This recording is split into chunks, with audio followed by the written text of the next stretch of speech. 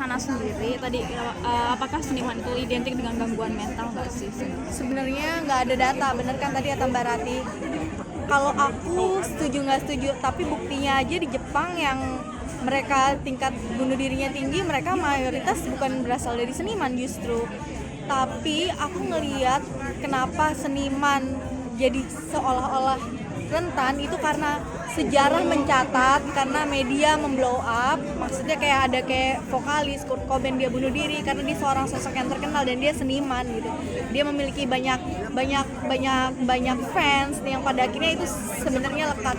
Tapi aku merasa kalau opini pribadiku nggak ada spesialisasi tertentu sih kalau bahwa seniman rentan dengan tindakan bunuh diri. Kalau menurutku semua orang itu rentan dengan bunuh diri.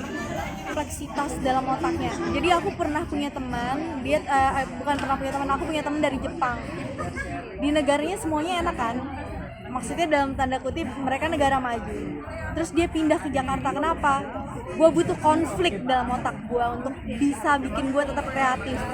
Ketika konflik itu hilang, ada yang seperti itu ternyata. Bahkan waktu itu Noriyu sempat cerita ada seorang pasien, dia seniman, yang ketika dia dikasih obat dia malah ngamuk karena kreativitasnya jadi hilang gitu. Ada yang seperti itu. Tapi kalau aku pribadi, ketika aku lagi depresi, aku nggak produktif sama sekali.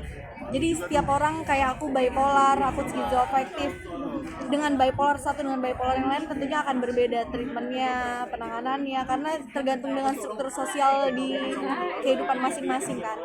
Jadi sih kadang aku ngerasa stigma itu datang dari diriku. Contohnya adalah ketika aku dulu mau ke psikiater, aku sekarang kalau lagi sama dokterku ke psikiater ya aku upload aja kayak temanku misalnya dia lagi medical check up, dan gak ada yang salah dengan itu kayak di sosial media. Karena aku sekarang udah punya banyak pengikut, maksudnya aku punya power sekarang ya, aku gunakan untuk hal itu, untuk mengkampen isu kesehatan jiwa. Ternyata nggak ada yang salah kok kalau lo, sekalipun lo cowok, apalagi kan stigmanya kalau cowok lo nggak boleh nangis, lo harus tough, lo harus, itu juga berat juga sebenarnya. Jadi sebenarnya bicara mental health itu untuk all gender, bahkan trans woman yang kayak gitu-gitu pun sekalipun.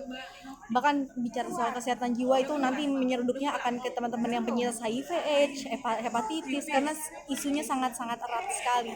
Dan aku menggunakan sosial media aku untuk mengkampanyekan isu tersebut.